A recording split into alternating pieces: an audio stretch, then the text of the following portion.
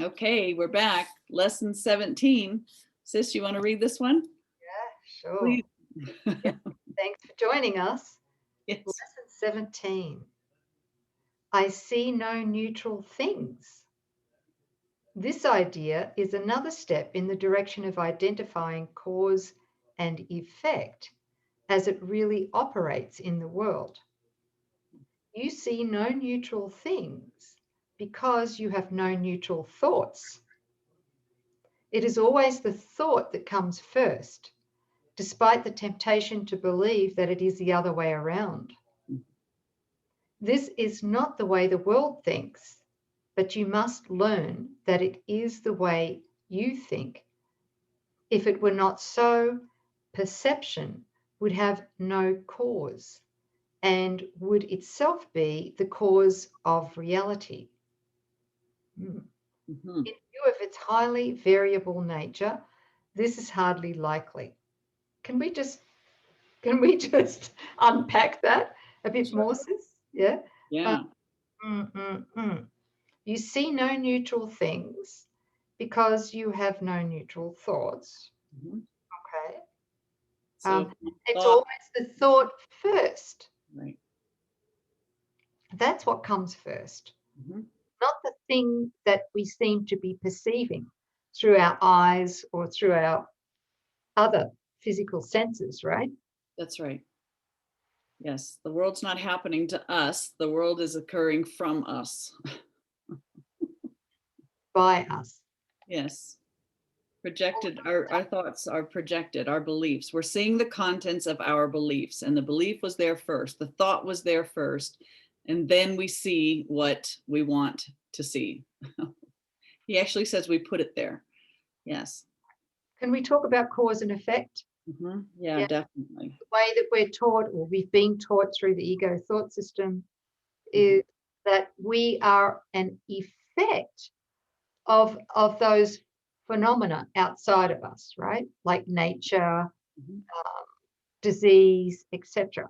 That Mm-hmm. they are actually the cause, and we are an effect, or we can be affected by causes Yes. outside of us that we have not caused. Yeah. Health laws, heredity, natural laws, laws of economics. We're always just this victim at the forces that are beyond us, outside of ourselves. So we're molded by society. Interesting. But the complete flip of that is actually what he's pointing to. It is always the thought that comes first, despite the temptation to believe that is the other way around, or despite the education of the world. This is not the way the world thinks. They have not, it's not the consensus that what we're seeing is our thoughts, but you must learn that it is the way you think. Yeah. So we are the cause of what, our thoughts are the cause of what we're experiencing.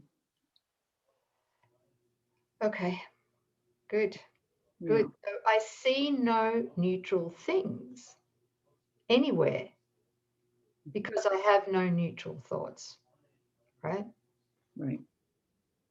So he's asking us, in applying today's idea, say to yourself with open eyes, I see no neutral things because I have no neutral thoughts. Then look about you, resting your glance on each thing you note long enough to say this: I do not see a neutral tree or a neutral body, whatever it is, fill in the blank. I do not see a neutral blank because my thoughts about it are not neutral. Okay. For example, you might say this: I do not see a neutral wall because my thoughts about walls are not neutral. That's really interesting, that use of the word wall, because you would think that walls would be so neutral. You never considered, do I have feelings about walls? I don't see a neutral wall because my thoughts about walls are not neutral. Boy, okay. I do not see a neutral body because my thoughts about bodies are not neutral. Well, no, they're not, are they? No, constantly judging, having opinions, sizing them up, making, judgments about what good, bad. Right. So As you we already have opinions and judgments about these things. And so that's the way those things are going to appear to us, right? Yeah. So can I just Mhm. talk about this? I mean, the body being the central um, central idol in the dream too. Yeah. Um, so if we are entertaining fearful thoughts about our body, we're going to manifest them, right? Mhm. Yes. Yeah. Right? Right.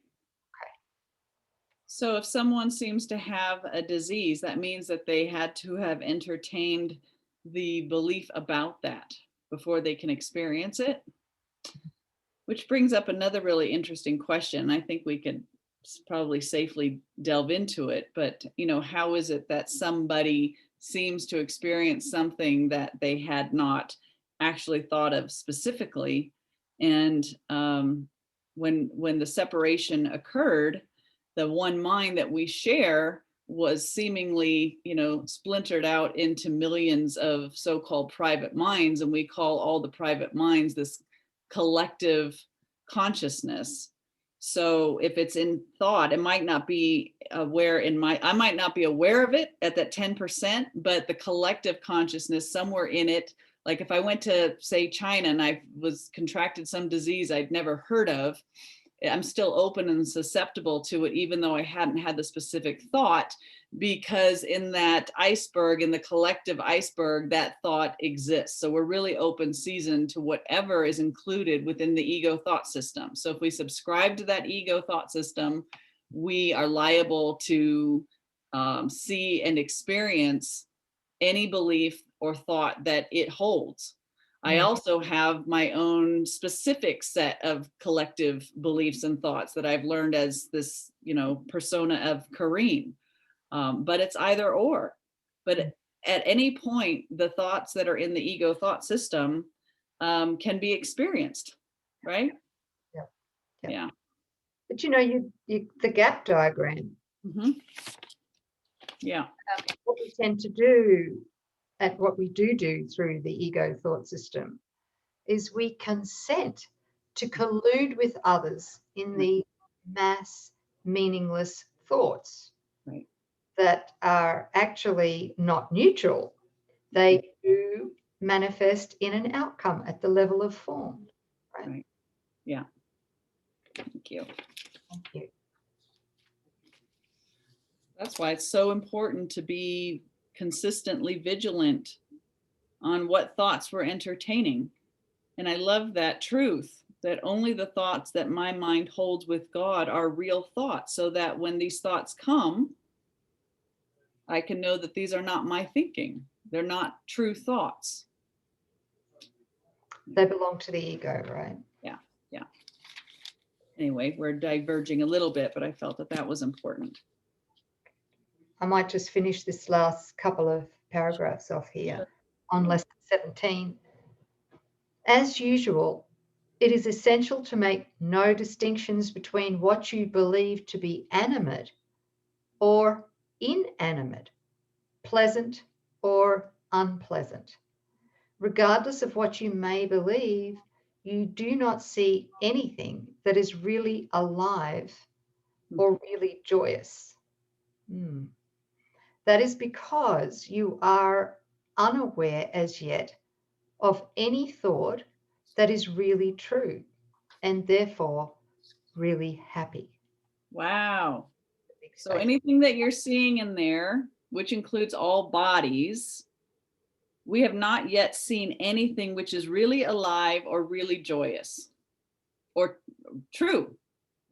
Nothing in there is true. Nothing is alive. I love that. Bodies don't actually contain where life is. Yeah. Life is God. This is excluding God. So that's really we should highlight that sentence and set it aside but we're not yet aware of one single, until you're thinking a thought with God or the Holy Spirit, you're not aware of what a true thought is. And so we're not seeing anything as it is in the truth. And therefore, we can't know joy or true happiness. Right.